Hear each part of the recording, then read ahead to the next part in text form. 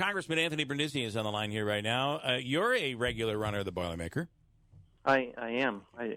I've run many times. What is your what is it the golf course, or is it Burstone? What is it for you? It's all of the above. All of the above. Yeah, you're probably right. It is tough. No, you go up Valley View, it's very tough, and then you think you passed the hardest part, and then you're going by St. Luke's. That's tough. Even the last mile, when you're almost there, is it's challenging. You're right. That last mile is people forget deceptive. That you don't start going downhill until you pass the state the old mental hospital, facility. Well, you there. think that road is shorter than it is. When you make the You turn, do. you're like, oh my God, I'm almost done. You still have another almost. When you a mile. drive it, it's very easy. Yeah. When you drive it, and that's the other thing, when you drive it, and there's something to be said for that. It's and that to me is that whole, where if you're coming up Burstone Road, you could turn into Utica College. There's the entrance right there, but that's nothing, right? When you're driving, and then you take the right hand turn to go down Champlain, maybe going over to St. Luke's. It's nothing. But man, when you're running that, it seems like it goes on forever. It's like the longest stretch. You don't realize the incline too when you're in a car. It doesn't really hit you. Yeah, that is quite the incline, and that to me is always harder than, you psych yourself out for the golf course, but then you have that Burstone Road. Oof. Okay. I thought what you were going to say is the toughest part of running is overcoming lies and smears from your opponent. And I thought that would be a great segue to running. Boy, isn't that the truth? All right. Well, listen, you're kind of not in a campaign right now, even though you kind of are. Talk about it's almost as if Dave Gordon has taken on Trump and Claudia Tenney's tactics, and I say that today because he's taken a page out of the mafia stuff that he ran with, or that she ran with. But this has, Anthony, your race was bad. This seems to be, this has taken a new low like I've never seen before, this Dave Gordon thing. What are your thoughts, and have you read any of it from the last 24 hours? Well, I wouldn't be surprised if he's writing all his stuff for him because they're very close. So there's a reason why there's similarities there. Well, I mean, it brings your father into the mix all over again. It talks. One of the lines is just completely doesn't even make any sense. But I think the mistake is one of the things is he's bringing. First of all, this young lady is a private citizen. You're an attorney. She's not a public figure. He's making her a public figure against her will. What do you have to do to? They have given him until today to retract the statement. Clearly, based on what he told KTV yesterday, he's not planning to do that. Does she have to show damages? Does she have to show monetary damages? What's the law in a case like this? Kate, and it's been a while since I've done some practicing, and I'm not practicing anymore. But you don't have to show the damages when you're a private citizen like that. Okay. Yeah, well, and if I'm her, I'm showing the stress and the psychological damage that's being done. I'm showing the fact that it makes it more difficult to earn money down the road and to advance your career. I mean, she didn't ask to be brought into this. This is really terrible. The whole thing's terrible. It's deplorable what he's doing, and it's sad that campaigning has come to this, where you can't win on the issues, so you resort to trying to tear down people's reputations by lies and smears. But that's the kind of campaign he has chosen to run. It's what he's always done, and it's not surprising at all. And one more thing for those that are, and I feel bad because I think that people, when accusations are made against people, there are those that sit out there and say, well, maybe it is true, and it's hard to fight that. That there is absolutely, he has presented zero evidence, not an ounce of evidence to prove what he's saying, and I hope that people see that. And that's not saying that something did or didn't happen. It's saying you haven't produced any evidence at all. How do you even consciously go forward when you don't have any evidence? It's like a topics post. Right. Well, has he said anything about what he plans to do? I was going to say, this is the crux of his campaign. Yeah, it's not. All right. Well, enough of it. Let's talk about. And by the way, during your campaign, I think one of the your opponent had said that it's a Republican administration. You're certainly not going to be able to bring in members of the Trump administration, cabinet members. You're not going to. The Mohawk Valley, Utica, the district is going to lose that clout. And I must say, you might have. I think you proved that wrong yesterday. Well, we were able to bring in the Agriculture Secretary yesterday for a visit to Chobani. He's a really great guy, and he's someone that I've had a chance to work with pretty closely as a member of the Agriculture Committee. And I visited Chobani right after getting elected and just started to go over some of their needs. And they're a major employer in the district. They support a lot of local farmers with the milk that they purchase for Greek yogurt.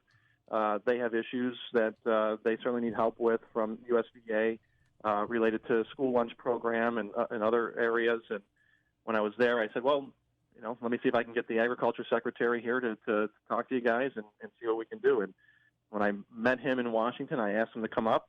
I didn't think it would be this soon, but he accepted. And we had a great meeting yesterday with the folks at Chobani, and then we had a nice roundtable discussion afterwards where we were able to invite in local farmers and producers to talk about various issues affecting farming here in upstate New York. And I think he had a great meeting with folks here, and it's I think a real win whenever you can bring a cabinet member to the region to talk about concerns. I'm sure you're somewhat familiar with that area down there in New Berlin, and I certainly go way back traveling down there. I have family down that way. When you drive down there now, you come upon the Chobani facility. It's like its own city down there. It's really amazing what they've. It is massive. It's incredible what they've accomplished there. Yeah, they're a great employer in that region. I actually visited two of the largest employers in Chenango County yesterday. I got to go to NBT Bank, which is a great community bank, and talk to them about some of their concerns, and then Chobani afterwards. And they are major employers and employers that we have to support in this region because they're supplying some very good paying jobs. Yeah, and you mentioned region. There are plenty of people from right here that travel down there. It's not that long of a trip. That travel down there. That's where they work. They live here. They work there. Absolutely. A lot of folks from Utica area travel down there every day. They employ a lot of refugees in the facility there. So it's a good local employer, and that money is being spent not just in Chenango County. It's being brought back to Oneida County and spent on everything that helps everybody. I want to switch gears just a little. So what did you was there anything that was accomplished in terms of, did you learn anything new that farmers described as to what their big problems are? For years we've heard about the price of milk. Price of milk is always a big issue. I think right now the problems that farmers are facing are really trade-related and tariff-related. They're very happy that the administration has lifted the tariffs because that was having an impact. The retaliatory tariffs were having an impact on them from being able to export their product to other countries. They're concerned about trade agreements and wanting to see the new the NAFTA 2.0 be adopted because that will help open up markets in Canada, especially dairy markets that we have not had access to before in the past. They're concerned about immigration. Many farmers rely on labor coming from Central America and South America, and there's many workers here now who are kind of in limbo. So if there's one thing that has a lot of bipartisan support in Washington, it's a fix to agricultural labor, so farmers can rely on a skilled workforce to come to work on these farms. And these are people who don't really want to stay here. They just want to come work the farms and send money back home. So that's a lot of concern, something the Secretary is working on with Congress. So a lot of the same concerns, but it was good to talk to him about some specific concerns, too, that Chobani has and how we can help support that company, get more of their product into the school lunch program because it's a healthy alternative, and make sure they get more credit for that. On the banking side, did you learn anything with NBT? Well, again, NBT, another big employer in the region. I think they have about 1,500 right through that area there, and they're doing a lot of good stuff. Small community banks. I always try to, I think banks get a bad rap, and I've certainly talked about some of the bigger banks and how they have helped contribute to the the Great Recession, through some of the things that they did back in 2007, 2008. But what we don't always want to do, we don't want to lump in our small community banks who really have done things right over the years and who are the ones who are making loans to small businesses and making those home loans and those auto loans that stimulate the economy. And that's what really NBT does. They have branches all throughout New York State, and are providing a great economic benefit for the whole region. Yesterday, Robert Mueller surprised everybody by making a statement. It lasted about 10 minutes at 11 o'clock yesterday morning, basically coming out and saying, reaffirming what the report says, in that it did not exonerate the president. What's your take on what he did, and why do you think he did it?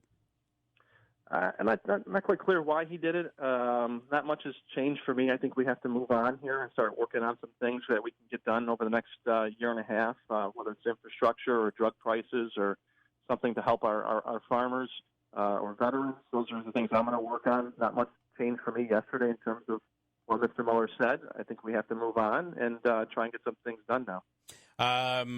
Speaking of getting things done, there seems to be quite the public spat between Nancy Pelosi and the president, to the point where the one thing that you've always talked about trying to accomplish is something when it comes to infrastructure.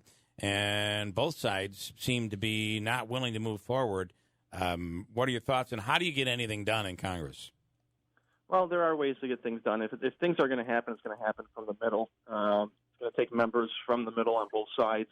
We're going to try and push legislation forward, and that's how I was able to get some of the veteran suicide bills that we passed through, by working with colleagues on the other side of the aisle. It's what I do with every bill I'm working on, making sure it has a Republican co-sponsor, and just push that way. And I'm going to continue to do that.